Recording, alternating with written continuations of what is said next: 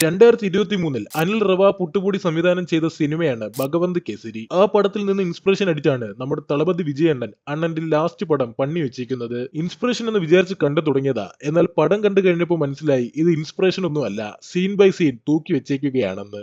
அத்தனை பேரை அடிச்சிங்க, நீங்க சூப்பர்மேனா? அத்தனை பேரை போட்டு அடிச்சியே நீ சூப்பர்மேனா? ஆனா செய்யற விஷயங்கள் எல்லாம் சூப்பரா இருக்கும். ஆனா செய்யற சம்பவம் எல்லாம் சூப்பரா இருக்கும்னு சொல்லுவாங்க. കൊള്ളാം മോനെ, നിന്നെ ഞാൻ നിരുത്സാഹപ്പെടുത്തുന്നില്ല. എനിക്ക് പരിപൂർണ വിശ്വാസമായി. ശ്രമിച്ചോളൂ.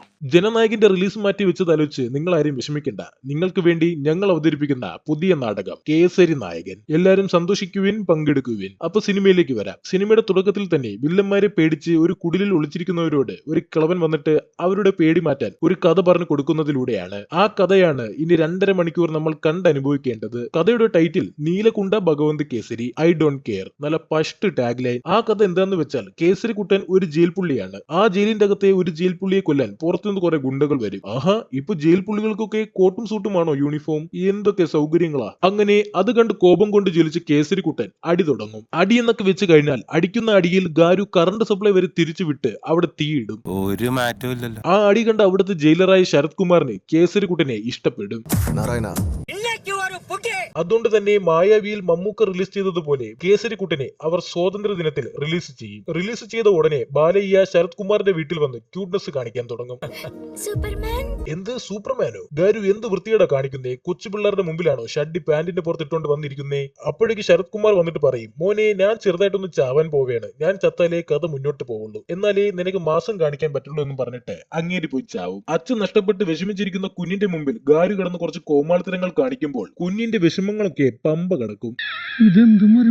അങ്ങനെ ആ കുഞ്ഞ് മിനിറ്റുകൾ കൊണ്ട് വളർന്ന് പന്തലിച്ച് ശ്രീകുട്ടിയായി മാറും. ശ്രീകുട്ടി ഒരു സിനിമയ്ക്ക് പോകുന്നതിന്റെ ഇടയിൽ വണ്ടി കൊണ്ട് ഒരു പോലീസ് ജീപ്പിൽ കൊണ്ട് തട്ടും. ആ പോലീസുകാരൻ ഇത് ഗാരുവിന്റെ കൊച്ചുമോളാണെന്ന് അറിയാതെ അവിടുന്ന് പൊക്കിക്കൊണ്ട് സ്റ്റേഷനിലോട്ട് പോകും. അവരെ ഇറക്കാൻ നമ്മുടെ നായികക്കുട്ടി വരും. എന്നാൽ നായികക്കുട്ടിക്കും ഒന്നും ചെയ്യാൻ പറ്റാതെ ആവുമ്പോൾ അവിടെ ദേണ്ട ഗാരു ഡയറക്റ്റ് ഫീൽഡിലോട്ട് ഇറങ്ങും. എന്നാൽ പോലീസുകാരന് ഗാരുവിന്റെ ചരിത്രം അറിയാത്തോണ്ട് അങ്ങേര് ഗാരുവിനോട് ഒരു ചായ വാങ്ങിച്ചോണ്ട് വരാൻ പറയും. ഗാരു എന്നിട്ടും മര്യാദക്ക് ചായ വാങ്ങിച്ചു കൊടുക്കുമ്പോൾ അങ്ങേര് പറയും ചായക്ക് ചൂട് പോരാന്ന്. അത് കേട്ട ഗാരു ഉടൻ തന്നെ അവിടെ ഉണ്ടായിരുന്ന മദ്യം എടുത്തൊഴിച്ച് പോലീസുകാരന്റെ പൊക്കളിൽ തീയും ഇട്ട് ആ ചായ ചൂടാക്കി കൊടുക്കും. വല്ല കാര്യം ഉണ്ടായിരുന്നടാ മൊട്ടെ, ആ ചായ എടുത്തങ്ങ് കുടിച്ചിരുന്നെങ്കിൽ നമുക്കിതൊക്കെ കാണേണ്ടി വരുമായിരുന്ന. ഈ മാസൊക്കെ കണ്ട കാജുവിന് ഗാരുവിനോട് ഒടുക്കത്ത പ്രേമം. അതങ്ങനെ വരൂ, അതങ്ങനെ സംഭവിക്കൂ.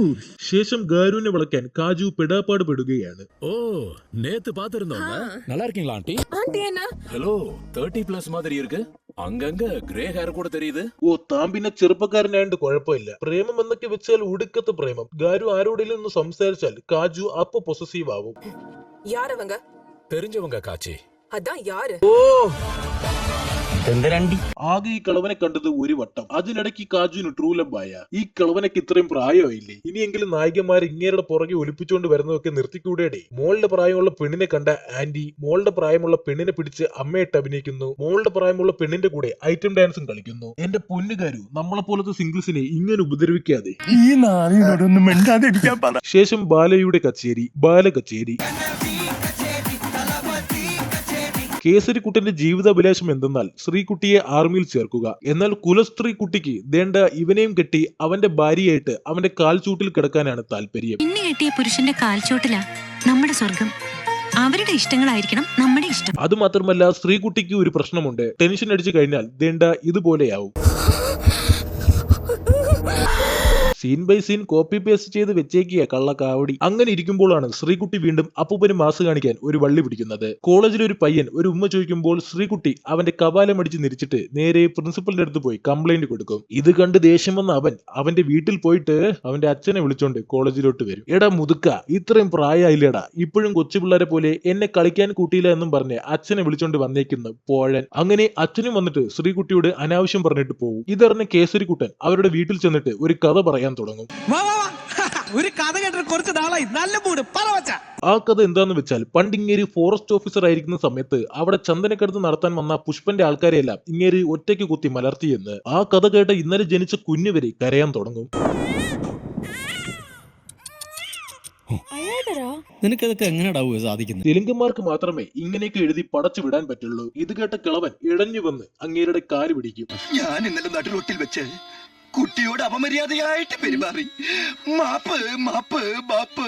ഈ വള്ളി കഴിയുമ്പോൾ ശ്രീകുട്ടി അവതരിപ്പിക്കുന്ന അടുത്ത വള്ളി ബാഹുവള്ളി. സിനിമയിലെ മെയിൻ വില്ലന്റെ നീലക്കുയിൽ പകർത്തിയ ഒരു നീല ക്ലിപ്പ് ഒരുത്തൻ വന്ന് ശ്രീകുട്ടിയുടെ ലാപ്ടോപ്പും വാങ്ങി എല്ലാ സൈറ്റിലും അപ്ലോഡ് ചെയ്യും. ഇത് CCTV വഴി കണ്ട വില്ലന്റെ ആളുകൾ ശ്രീകുട്ടിയെ ഫോളോ ചെയ്ത് വീട്ടിലെത്തും. അവിടെ എത്തുമ്പോ വേണ്ട ഗാരു കാല് പൊക്കിയിട്ട് ഗാരു വിട്ട ഫോഴ്സിൽ അവന്മാർ തെറിച്ചു വീഴും. അങ്ങനെ ശ്രീകുട്ടിയെ അവർ ചതിയിലൂടെ രാവണ അവണ്ട നടക്കുന്ന സ്ഥലത്തേക്ക് കൊണ്ടുവരും. ഇതറിഞ്ഞ ഗാരുവും സംഭവ സ്ഥലത്തേക്ക് ഒരു ലോറിയുമായിട്ട് വളരെ നാച്ചുറൽ ആയിട്ട് വരും. ആ ലോറി പറത്തി ഒരു പാലമിടിച്ച് തകർത്ത് ആ ലോറിന്റെ ഡ്രൈവിംഗ് സീറ്റിൽ കയറി നിന്ന് ചവിട്ടി ബാക്കിൽ ബോംബും പൊട്ടിച്ച് പോത്തീസ് വാങ്ങിച്ച ഒരു തോർത്തുമെടുത്ത് ഒരു ഇലക്ട്രിക് കമ്പിയിൽ തൂങ്ങി വരും. അടിപൊളി. ശേഷം അവിടെ ഇരിക്കുന്ന എല്ലാ ടൂൾസും എടുത്ത് വെള്ളി ചെയ്ത് ഒരു പുതിയ ആയുധം ഗാരു ഉണ്ടാക്കും. എന്നിട്ട് ഗാരുവിന്റെ ഒറ്റയാൾ പോരാട്ടം. എന്റെ കുട്ട എവിടുന്നൊക്കെ അടി വരുന്നു ഓടിക്കോടാ. ഗാരുവിനെ പേടിച്ച് എല്ലാരും കൂടി ഒരു സെല്ലിന്റെ അകത്ത് കയറി സ്വന്തമായി ലോക്കിട്ടിരിക്കും. ഗാരു അപ്പോഴേക്കും ഭൂമി കരണ്ടും കുഴിച്ചും വന്ന് അവരുടെ ബാക്കിൽ നിന്ന് എല്ലാരെയും അടിച്ചു പറത്തും. ഇതൊക്കെ ഗാരുവിന്റെ വില്ലൻ CCTV വഴി കണ്ട് ആസ്വദിച്ചുകൊണ്ടിരിക്കുകയാണ്. എന്നിട്ട് ഗാരു ഐ ആം വെയിറ്റിംഗ് എന്നും പറഞ്ഞ് ഇന്റർവെൽ ആക്കും. പക്ഷേ വിജയണ്ണൻ വ്യത്യസ്തനായതുകൊണ്ട് ഇപ്രാവശ്യത്തേക്ക് ഐ ആം കമ്മിങ് എന്ന് പറയും. I am coming. അപ്പോഴാണ് വില്ലൻ ആലോചിക്കുന്നത്, അയ്യോ ഇവനെ ഞാൻ എവിടെ കണ്ടിട്ടുണ്ടല്ലോ, ആ ഇവനല്ലേ എന്റെ അച്ഛനെ കൊന്നത്.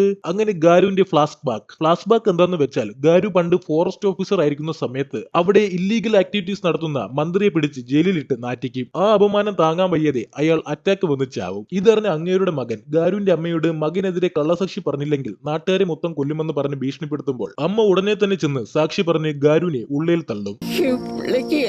நானே சாட்சி சொல்லி அவனை ஜெயிலுக்கு அனுப்பி வைக்கிறேன். വായിൽ പല്ലിട്ടായിരുന്നെങ്കിൽ അടിച്ച് ഞാൻ പല്ല് ബാഗാച്ചിട്ടുണ്ടാക്കിയേ ഓൾഡ് ബാഗോ പിക്കിൾസ്. അങ്ങനെ ഈ തുലിഞ്ഞ ഫ്ലാഷ് ബാക്കിന് റിവഞ്ച് എടുക്കാൻ ടൈമായെന്നും പറഞ്ഞു ഒരു KSRTC ബസ്സും എടുത്ത് ഗാരു വില്ലന്റെ ബിൽഡിംഗിലോട്ട് ഇടിച്ചു കയറും. ராகுல் சான்விய பார்க்கணும். 38th floor. 30 ചെറുതല്ലേ, എനിക്കൊരു 100 നിലയുടെ മണ്ടയിലെങ്കിലും ബസ് പേർത്ത് കയറ്റിയാലേ പറ്റൂ. അപ്പൊ തിയേറ്ററിൽ ഭയങ്കര ക്ലബ്സ് ആയിരിക്കും. എന്നിട്ട് ഗാരു അവിടെ ഒരു കണ്ണാടിയിൽ ചാരി നിൽക്കാൻ കൈ ജസ്റ്റ് ഒന്ന് എടുത്ത് വെക്കുമ്പോൾ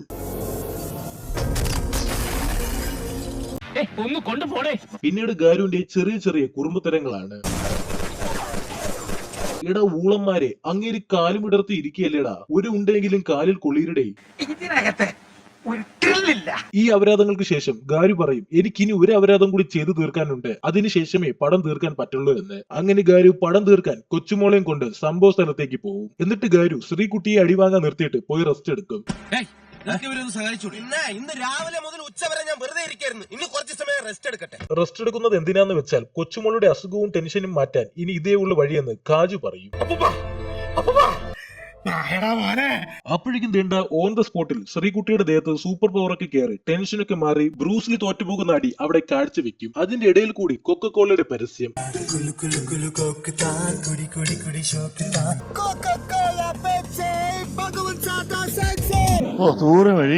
എന്നിട്ട് അവസാനം വില്ലന്മാരെ തേമ്പിട്ട് കൊച്ചുമോൾ ആർമിയിൽ ജോയിൻ ചെയ്യുന്നതോട് കൂടി പടം അവസാനിക്കുന്നു. അയ്യോ കഴിഞ്ഞില്ല. ഈ കഥ കേട്ട് മോട്ടിവേഷൻ അടിച്ച് സിനിമയുടെ തുടക്കത്തിലെ പെൺകുട്ടികളും കൊച്ചുകുട്ടികളും അവരെ ഉപദ്രവിക്കാൻ വന്ന വില്ലന്മാരെയൊക്കെ എടുത്തിട്ട് പണ്ണും. എന്റെ സ്വഭാവം നിനക്കറിയില്ല.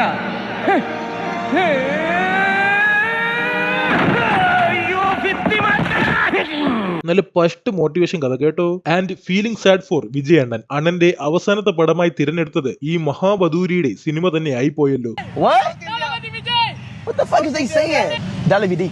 ഈ വീഡിയോ നിങ്ങൾക്ക് ഇഷ്ടമായെങ്കിൽ ഒന്ന് സബ്സ്ക്രൈബ് ചെയ്തൊന്ന് സഹായിക്കൂ ബൈ. പിന്നെ നിങ്ങൾക്ക് ഇതേപോലെ വലിച്ചു കീറണമെന്ന് തോന്നിയിട്ടുള്ള സിനിമകൾ കമന്റിൽ അറിയിച്ചാൽ വരും ദിവസങ്ങളിൽ നമ്മളത് വീഡിയോസ് ആക്കി അപ്ലോഡ് ചെയ്യുന്നതായിരിക്കും.